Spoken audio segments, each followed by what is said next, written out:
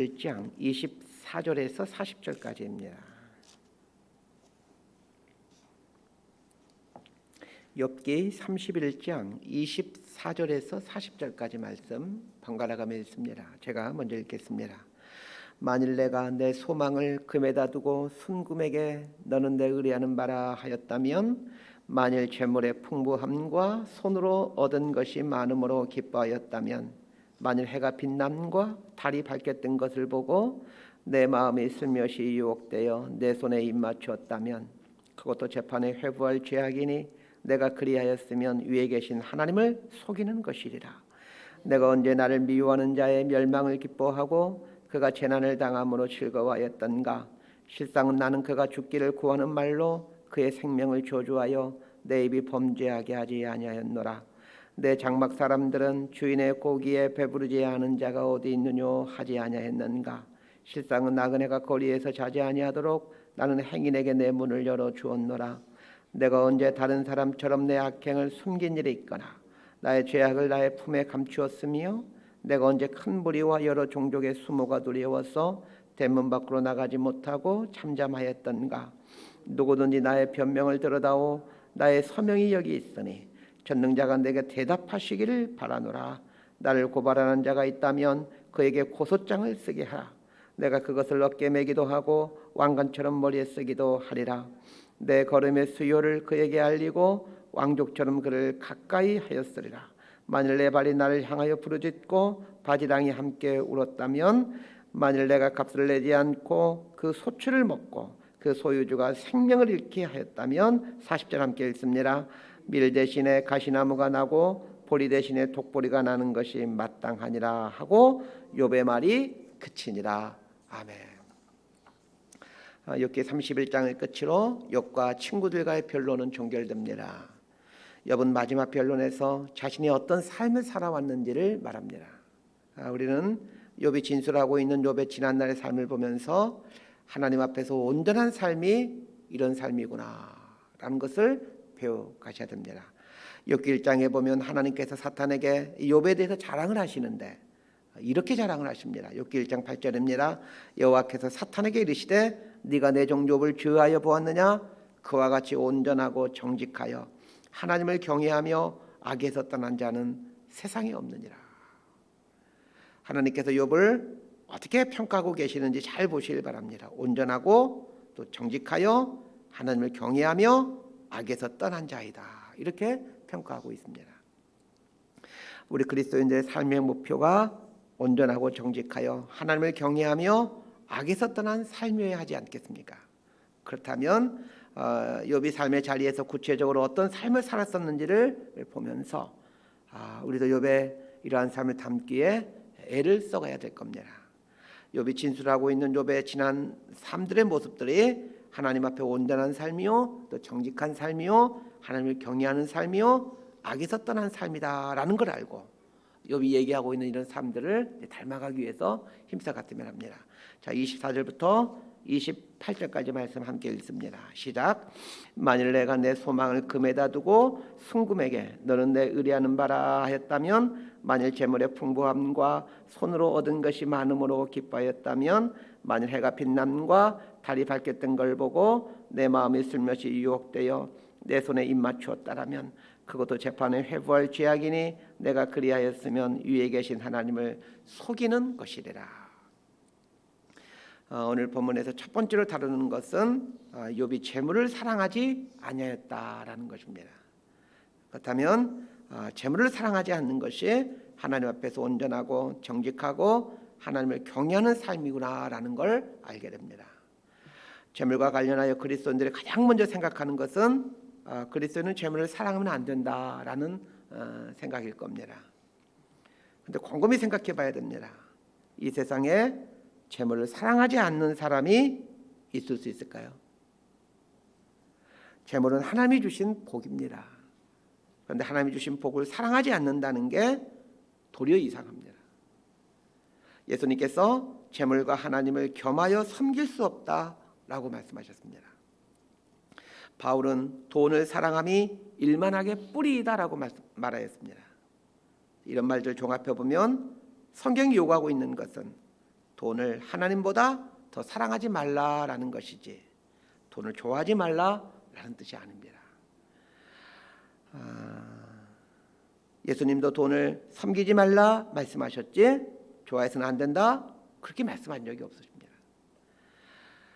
재물이 하나님이 주신 복인데 재물을 좋아하지 않는다라는 것은 하나님이 주신 복을 거부한다라는 뜻입니다. 재물을 사랑하지 말아야 된다라는 말의 정확한 의미는 재물을 하나님 위에 두지 말라, 재물을 하나님 섬기듯이 섬기지 말라라는 뜻입니다. 이야기 쉽게 표현하면 하나님 아래에 돈을 두고 살라는 얘기입니다. 그러니까 돈 버는 것 좋아하셔야 됩니다. 그러나 하나님 버는 더 좋아하지 말아야 됩니다. 돈을 사랑하지 말라라는 말의 또 하나의 의미는 하나님보다 돈을 더 사랑하지 않기에 하나님이 원하시는 일에 기꺼이 사용하며 산다라는 말이기도 합니다. 성도들 중에는 물질의 풍요로움을 위해 하나님을 믿는 사람들이 있습니다. 이것은 물질의 목적을 두고 하나님을 수단으로 여긴다는 뜻입니다. 이거는 잘못된 신앙일 뿐만 아니라 하나님을 믿는 신앙이라 할 수 없습니다. 그 사람은 하나님을 믿는 게 아니라 사실은 물질을 믿는 사람입니다. 하나님 믿다가 경제적으로 어려움을 당하면 신앙을 포기하는 분들 적지 않습니다. 그분들은 아마도 이런 생각하는 것 같습니다. 하나님 믿어도 부자가 되지 않네. 하나님 믿으면 부자가 될 줄 알았는데 이 생각하고는 하나님 믿어도 부자가 되지 않자 하나님 포기합니다. 그분들은 하나님을 믿는 것 같았지만 사실은 돈을 믿어온 사람입니다. 24절에 보면 욥은 물질에 소망을 두지 아니하였다 이렇게 말하고 있습니다. 소망을 둔다라는 말은 물질의 풍요로움을 인생 목적으로 삼지 아니하였다라는 말입니다. 전 여러분들에게 묻고 싶습니다. 여러분의 인생 목적은 무엇입니까? 무엇을 위해 인생을 살고 계십니까? 아마 세상에 있는 대부분의 사람들이 인생 목적을 돈에 두고 사는 것 같습니다. 하나님 믿는 사람들은 돈을 좋아해야 하지만 좋아할 수밖에 없지만 그러나 돈을 인생 목적으로 삼아서는 안 됩니다. 가끔 성도들 중에는 목사님 저 돈 좋아하지 않습니다 이렇게 말하는 분들이 있습니다. 제가 그 말 들으면 이분 참 훌륭하신 분이구나 이렇게 생각할 것 같죠. 그렇지 않습니다. 이분 거짓말하고 있구나 이 생각합니다. 한 몇 년 전에 은퇴하신 목사님이신데 그 용인에 그 향상교회라는 참 좋은 교회가 있습니다. 동백 쪽에 있는 교회인데 이 교회 그 목사님이 정주채 목사님이라는 분이신데 그 돈과 관련하여 반듯하게 사용하기로 정통이 나 있는 분이시죠. 예수 믿지 않는 사람들도 많이 알고 있는 그런 목사님이십니다. 이분이 그 전에 교회가 구성 쪽에 있었는데 오랫동안 구성에 있다가 동백 쪽으로 이사하면서 그 구성 쪽에 있는 이제 건물이 이제 팔고 이제 와야 됐는데 그 차익들을 다 사회에 교회 규모가 꽤 컸기 때문에 수백억의 돈을 이 사회에 환원하는 그런 분이셨습니다.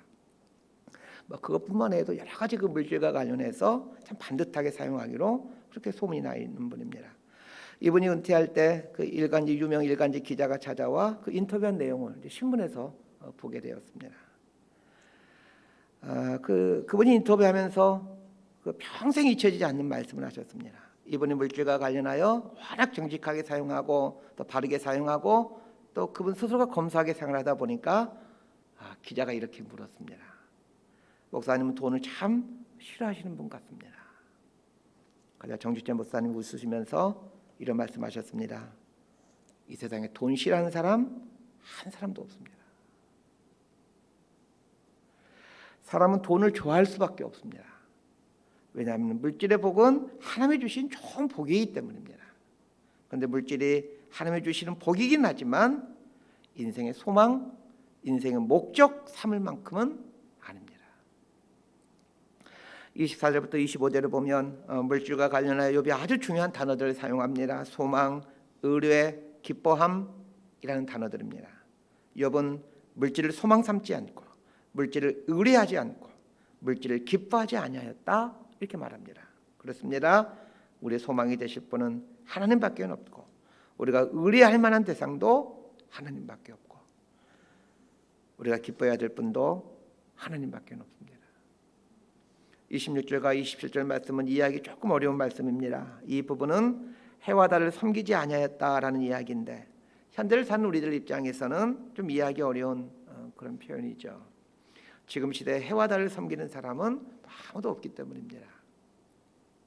물론 고대 시대에는 해와 달을 섬기는 사람들이 많이 있었을 것 같습니다. 아마도 이 표현은 당시의 사람들이 해와 달을 섬기고 있지만 욥은 오로지 하나님만을 섬기고 있다, 이런 의미일 겁니다. 그러나 저는 조금 다르게 이 부분을 의역해 보려고 합니다. 고대 세계에서 해를 섬기는 대표적인 문명권이 이집트 문명권입니다. 그리고 달을 섬기는 대표적인 문명권이 메소포타미아 문명권입니다. 이스라엘을 둘러싸고 있는 아주 강력한 문명권들이죠. 고대 시대에 가장 강력한 나라들이 이 메소포타미아 문명권과 이집트 문명권에서 나오게 되죠. 그런 면에서 욥이 해와 달을 섬기지 아니하였다라는 말을 권력, 힘, 부강함을 섬기지 아니하였다라는 말로 의역해 보고 싶습니다. 평범한 소시민들은 우리들도 직장생활 하다 보면 승진의 목을 매는 경우가 많습니다. 승진을 해야 월급도 많아지고 또 힘도 생기기 때문입니다. 오늘 본문 말씀을 어떻게 적용할 수 있을까 생각해 보다가 직장에서 승진 부분에 적용했으면 좋겠구나라는 생각이 들었습니다.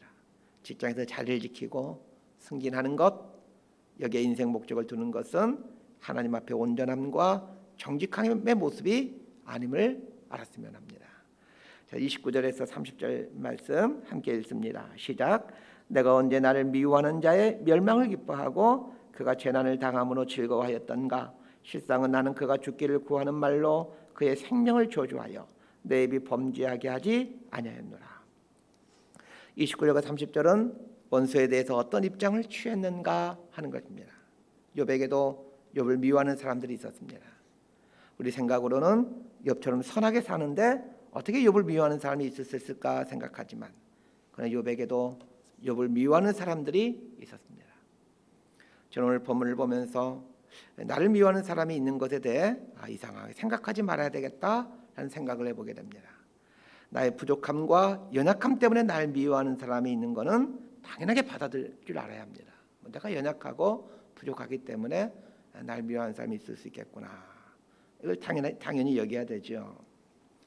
그러나 나의 온전함에도 불구하고 나를 싫어하는 사람이 있을 수 있겠구나라는 것을 받아들일 줄 알아야 합니다.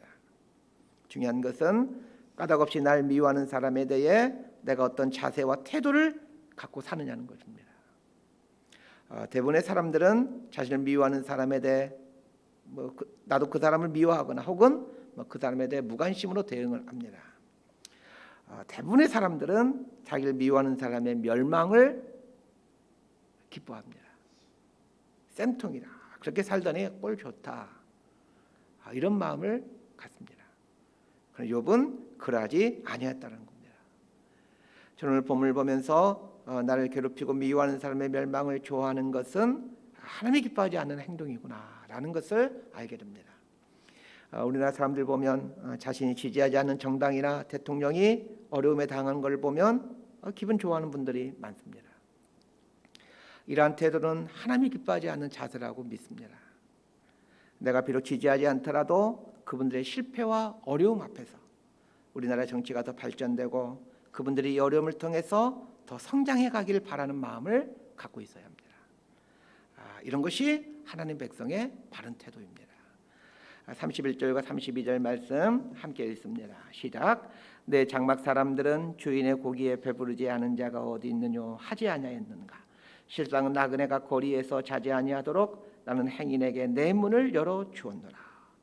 욥이 자신의 의로움을 말하면서 나그네와 종들에게 선대하였다라는 걸 말하고 있습니다. 욥은 다른 주인들과는 다르게 자신의 종들에게 풍성하게 먹였습니다.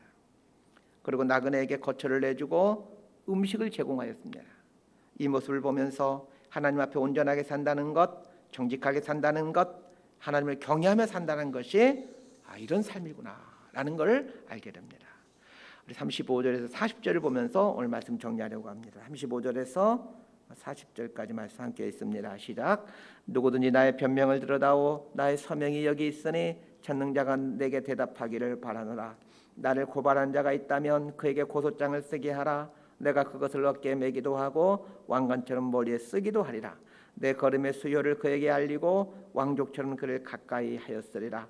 만일 내 발이 나를 향하여 부르짖고 바디랑이 함께 울었다면, 만일 내가 값을 내질 않고 그 소출을 먹고 그 소유주가 생명을 잃게 하였다면, 밀 대신에 가시나무가 나고 보리 대신에 독보리가 나는 것이 마땅하니라 하고 욥의 말이 그치니라.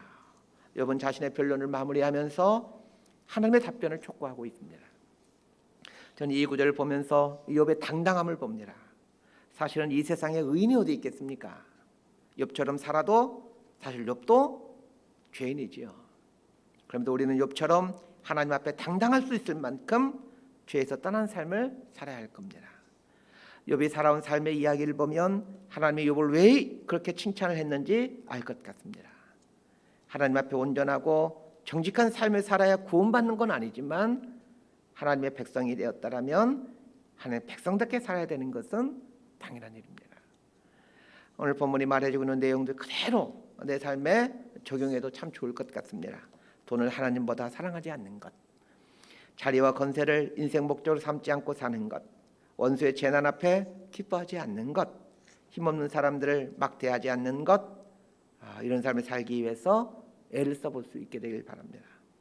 우리의 삶도 욥의 삶처럼 점점 하나님 앞에 온전해져 갈 겁니다. 이런 삶을 살아가는 저 여러분의 삶이 되기를 진심으로 소망하고 축복합니다. 기도하겠습니다. 하나님 아버지, 재물이 내 삶의 소망이 될 수 없다는 것을 알게 하옵소서. 재물을 의지하기보다는 하나님을 의지하는 법들을 배워가게 하옵소서. 자리와 권세를 인생 목적 삼지 않게 하시고 하나님 앞에서 살아가는 것을 인생 목적으로 삼고 살아가게 하여 주옵소서. 예수님 이름으로 기도드리옵나이다. 아멘.